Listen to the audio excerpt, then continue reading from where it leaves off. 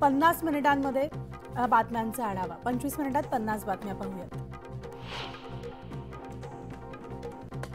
नीट paper फुटीचे आरोप आणि UGC net परीक्षा रद्द करण्यावरून रोषाला सामोरं जावं लागत असलेल्या केंद्र सरकारनं आता कारवाई सत्र सुरू केले. तर या परीक्षा घेणाऱ्या राष्ट्रीय चाचणी संस्थेचे महासंचालक सुबोध सिंग यांची पदावरून उचलबांगडी करण्यात आली. त्यासोबत आज होणारी नीट पीजी परीक्षा ही पुढे ढकलण्यात आली.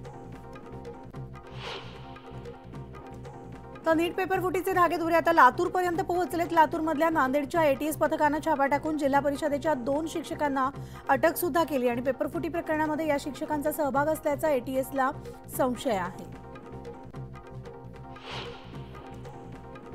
कोकण पदवीधर मतदारसंघाचा प्रचार अंतिम टप्प्यात आलेला आहे. महायुतीचे निरंजन डावखरे आणि महाविकास आघाडीचे रमेश कीर यांच्यात काटेकी लढत होतीये. तर सोमवारी संध्याकाळी प्रचाराच्या तोफा थंडावणार आहेत आणि 26 जूनला हे मतदान पार पडणार आहे.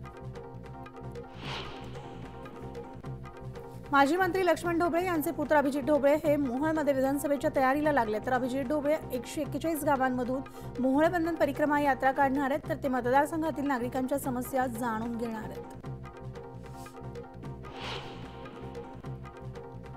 अमरावतीच्या खासदार जनसंपर्क कार्यालयावरून भाजप आणि काँग्रेसमधील संघर्ष पेटलाय. तर खासदार जनसंपर्क कार्यालयाचा टाळा तोडून ताबा घेणाऱ्या नवनिर्वाचित काँग्रेसचे खासदार बळवंत वानखेडे, यशोमती ठाकूर यांच्यासह 15 जणांवर गाडगेनगर पोलीस स्थानकामध्ये गुन्हा दाखल करण्यात आला. यशवंतराव चव्हाण यांना भारतरत्न पुरस्कार मिळावा यासाठी त्यांच्या मानसपुत्रानं सत्ता असताना आतापर्यंत पुरस्काराची मागणी का केली नाही असा सवाल करत उदयनराजे भोसले यांनी नाव न घेता शरद पवारांवर टीका केली. तर जालन्यामध्ये मराठा समाजाच्या जिल्हास्तरीय बैठकीचं आयोजन करण्यात आलं. या बैठकीला जिल्ह्यामधील मराठा आंदोलक उपस्थित राहणार असून जरांगेंच्या 12 जुलैला होणाऱ्या महाएल्गार रॅलीचं या बैठकीमध्ये नियोजन केलं जाणार आहे. लोणावळ्यामध्ये 3 दिवसांपासून सुरू असलेल्या पावसानं निसर्ग बहरायला सुरुवात झाली. सह्याद्रीच्या डोंगर कपारीमधून धबधबे वाहू लागलेत. तर या निसर्ग सौंदर्याचा आनंद लुटण्यासाठी आता पर्यटक मोठ्या संख्येनं लोणावळ्यात दाखल होत आहेत. पावसाळ्यामध्ये कोकणातील अनेक धबधबे प्रवाहित झाले आहेत. तर लांजामधील खोरनेनकोचा धबधब्याचा आनंद लुटण्यासाठी पर्यटक कोकणात येत आहेत. मात्र सध्या या धबधब्यावर जाण्यास पर्यटकांना बंदी घालण्यात आली आहे. कोणतीही दुर्घटना घडू नये यासाठी ही बंदी घातलेली असली तरी पर्यटकांचा मात्र हिरमोड होतोय.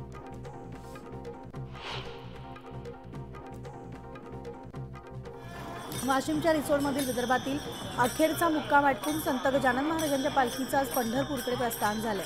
तर या पालखीमध्ये 750 पताकाधारी भजनी आणि वारकरी सहभागी झालेत. शेगाव येथून निघालेली पालखी आषाढी एकादशीला पंढरपूरमध्ये दाखल होणार आहे. रत्नागिरी जिल्ह्यामधील प्रसिद्ध पर्यटन स्थळ असलेल्या मुरुड कर्दे गावाकडे जाणाऱ्या रस्त्याची दुरावस्था झाली आहे. 2 गावांमधील श्रेवादामुळे काम रखडलंय. त्यामुळे आता अपघाताच्या प्रमाणात वाढ झालेली असून रस्त्याच्या दुरावस्थेमुळे पर्यटकांनी पाठ फिरवली. पुणे नाशिक महामार्गावर एकलहरेजवळ दिलीप मोहिते पाटील यांच्या पुतण्यानं दोघांना चिरडल्याचं समोर आलंय.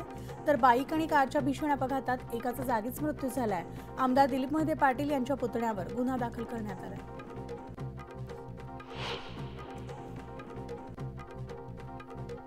देहूमध्ये मागील काही दिवसांपासून चोरीचं सत्र सुरू आहे आणि गेल्या 8 दिवसांमध्ये देहू गावामध्ये 8 ते 10 चोरीच्या घटना घडल्यात. एका मोबाईल शॉपमध्ये चोरी करणारे चोर सीसीटीव्ही कॅमेऱ्यात कैद झालेत.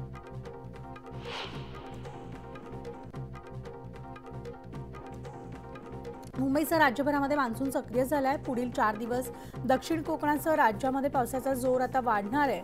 सोमवार, मंगळवार आणि बुधवार रायगड, रत्नागिरी, सिंधुदुर्ग, सातारा, कोल्हापूरला ऑरेंज अलर्ट देण्यात आलाय.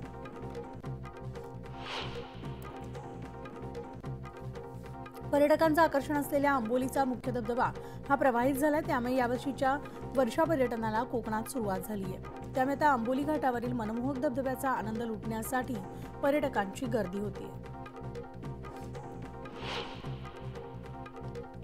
छत्रपती संभाजीनगर जिल्ह्यामधील गंगापूर तालुक्यातील माळीवाडगाव इथं जोरदार पावसानं हजेरी लावली. त्यामुळे माळीवाडगाव ते नांगरे बाभुळगाव या गावांचा संपर्क तुटलेला. 4 तासांसाठी हा संपर्क तुटला होता. मात्र या पहिल्याच आलेल्या मोठ्या पावसामुळे शेतकऱ्यांच्या आशा पल्लवित झाल्या.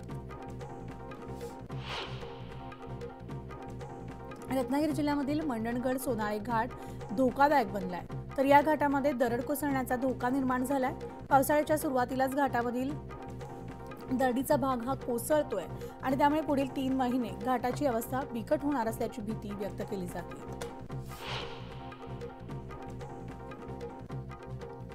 तर गेली अनेक वर्ष असलेल्या तापमान वाढीमुळे जीवघेणी गरमी वाढण्याचं प्रमाण तब्बल 35 पट वाढल्यानं जागतिक तापमानी वाढीबाबत अभ्यास करणाऱ्या आंतरराष्ट्रीय स्तरावरील शास्त्रज्ञांच्या गटानं केलेल्या अभ्यासात आता निष्कर्ष समोर येत आहेत। ते म्हणजे चालू वर्ष हे आजवरचं सर्वाधिक उष्ण वर्ष ठरतंय।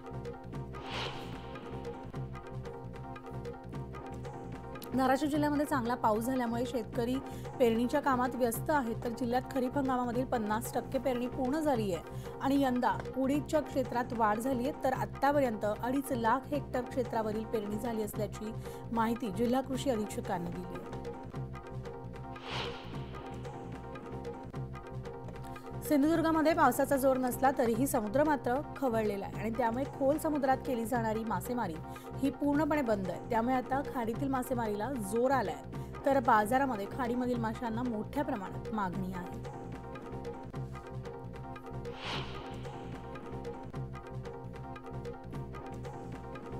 ऐन पावसाळ्यामध्ये वीज पुरवठा खंडित होत वीज ग्राहकांना काळोखात राहावं लागू नये म्हणून मुंबई शहर आणि उपनगरामध्ये वीज पुरवठा करणाऱ्या 4ही वीज कंपन्यांनी कंबर कसली आहे। पाण्याच्या वाढत्या पातळीवर देखरेख ठेवण्यासाठी 98 महत्त्वाच्या ठिकाणी आधुनिक सेन्सर्स बसवण्यात आले।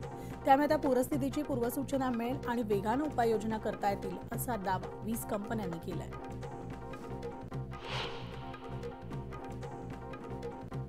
गेल्या 1.5 वर्षांपासून एकीकडे मुंबई आणि उपनगरातील घरांच्या विक्रीमध्ये विक्रमी वाढ झालेली असली तरी घर भाड्यानं घेण्याचा ट्रेंड आजही जोमात आहे। कोविड काळानंतर आता भाड्यानं घर घेताना लोक प्रामुख्याने 2 BHK घरांना पसंती देत असल्याची माहिती एका सर्वेक्षणातून पुढे येते आणि 2 BHK घर भाड्यानं घेणाऱ्या लोकांमध्ये प्रामुख्यानं भरणा हा तरुणाईचा आहे। MHT CET 2024 या सामायिक प्रवेश परीक्षेच्या निकालासंदर्भात विविध आक्षेप घेण्यात आले। तर या पार्श्वभूमीवर तांत्रिक बाबींच्या परिपूर्ततेनंतर विद्यार्थ्यांना 27 आणि 28 जून रोजी CET कक्षाच्या संकेतस्थळावरून त्यांच्या लॉगिनमध्ये उत्तरपत्रिका आणि उत्तर तालिका पाहण्याची संधी उपलब्ध करून देण्याचं प्रस्तावित आहे। मुंबई सेंट्रल आणि ग्रँट रोड दरम्यानचा ब्रिटिशकालीन 131 वर्ष जुना बेलासी सुड्डाण पूल सोमवारपासून पूर्णतः बंद करण्यात येणार आहे। तर पुढील 18 महिन्यांसाठी हा पूल वाहतुकीसाठी बंद असणार आहे। या पुलाच्या बांधकामाला सुरुवात करून लवकरच त्याची पुनर्बांधणी केली जाणार आहे। मध्य आणि कोकण रेल्वेवरून धावणाऱ्या LTT कोचुवेली गरीब रथ एक्सप्रेसनं काट टाकली आहे। तर या रेल्वेगाडीला लिके हाफमॅन बुश डबे जोडण्यात आले आहेत। यामुळे आता गरीब रथ एक्सप्रेसच्या डब्यांची लांबी, रुंदी, रुंद प्रवेशद्वार, सुधारित रचनेतील बेसिन आणि शौचालय अशा बदललेल्या रूपातील रेल्वेगाडी प्रवाशांच्या सेवेत रुजू झाली आहे। मिरज सांगली रस्ता हा 95% सुस्थितीत असताना सार्वजनिक बांधकाम विभागाकडून पुन्हा रस्त्यावर रस्ता चढवून सुमारे 29 कोटींचा चुराडा केला जातो अशी तक्रार मिरज सुधार समितीनं सार्वजनिक बांधकाम विभागाच्या वरिष्ठ अधिकाऱ्यांकडे केली आहे आणि या प्रकरणी चौकशी करत अहवाल सादर करण्याचे आदेश देण्यात आले। पंढरपूरमध्ये विठुरायाच्या दर्शनासाठी जाणाऱ्या वारकऱ्यांनी शेगाव पंढरपूर या पालखी मार्गावरून चालत जाणं खडतर बनलंय, कारण या महामार्गाचं काम 5 वर्षांपासून रखडलंय। तर याचा वारकऱ्यांचा वाहन चालकांना सुद्धा फटका बसतोय। वारी सुरू होण्याआधी किमान खड्डे बुजवून घ्यावेत अशी मागणी नागरिक करतात। मुख्यमंत्री एकनाथ शिंदे यांच्या उपस्थितीमध्ये आता जळगावमध्ये शिक्षक मतदारसंघ निवडणुकीचा मेळावा पार पडलाय। महायुतीचे उमेदवार किशोर दराडे यांना विजयी करून विधानभवनात आपले प्रश्न उपस्थित करण्यासाठी निवडून आणावं असं मुख्यमंत्र्यांनी यावेळी सांगितलं।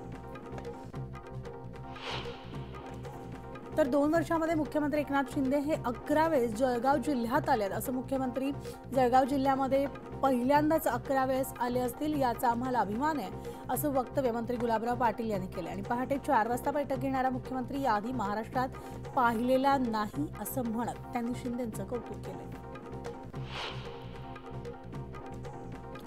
जुन्या पेन्शन योजनेसाठी सरकार सकारात्मक आहे। सातत्यानं हा मुद्दा सभागृहात मांडलेला आहे, त्यामुळे जुनी पेन्शन योजना सरकार निश्चितच देईल असा दावा महायुतीचे कोकण पदवीधर मतदारसंघाचे आमदार निरंजन डावखरे यांनी केलाय। तर बीडच्या आष्टी तालुक्यामधल्या खिळद येथील उपोषणकर्ते शहादेव गर्जे आणि अंकुश महाजन यांना पंकजा मुंडेंनी उपोषण मागे घेण्याची विनंती केली. यावेळी उपोषण सोडण्यासाठी अख्खं गाव आलेलं पाहून उपोषणकर्ते गर्जे यांना अश्रू अनावर झाले आणि गर्जे यांना पाहून संपूर्ण गाव देखील भावूक झाल्याचं पाहायला मिळालं.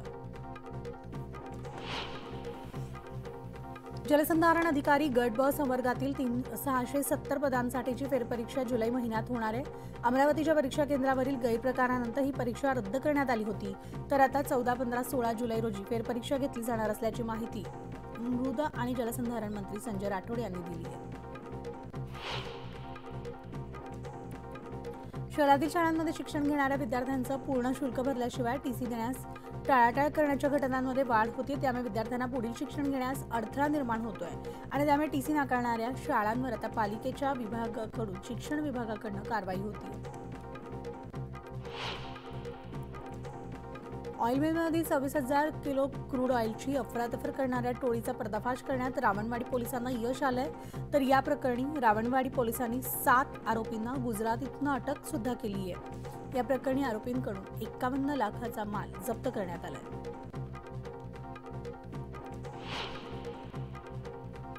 छत्रपती संभाजीनगरमधील प्रत्येक रस्त्यांवरील अवैध हातगाड्या, टपऱ्या, फळ विक्रेत्यांमुळे वाहन चालकांना प्रचंड त्रास सहन करावा लागतोय. पालकमंत्री संदीपान भुमरे यांनी पोलीस आणि मनपा प्रशासनासमोर याबाबत आपली नाराजी व्यक्त केल्यावर कारवाईचा बडगा उगारण्यात आला आणि अवघ्या 3 तासात 22 हातगाड्या, टपऱ्यांवर कारवाई करण्यात आली.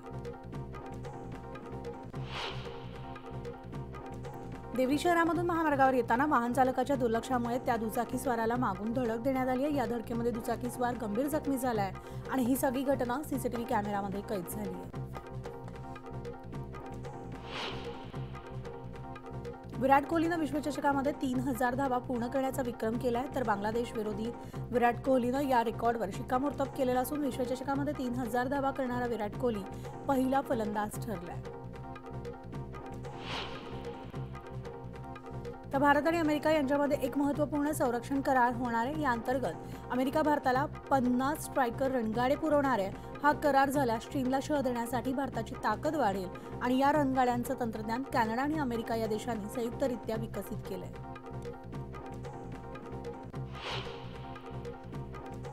तर या बातम्यांचा बुलेटिनमध्ये एक छोटासा ब्रेक घेऊन लगेचच परततोय. पाहत राहा न्यूज 18 लोकमत.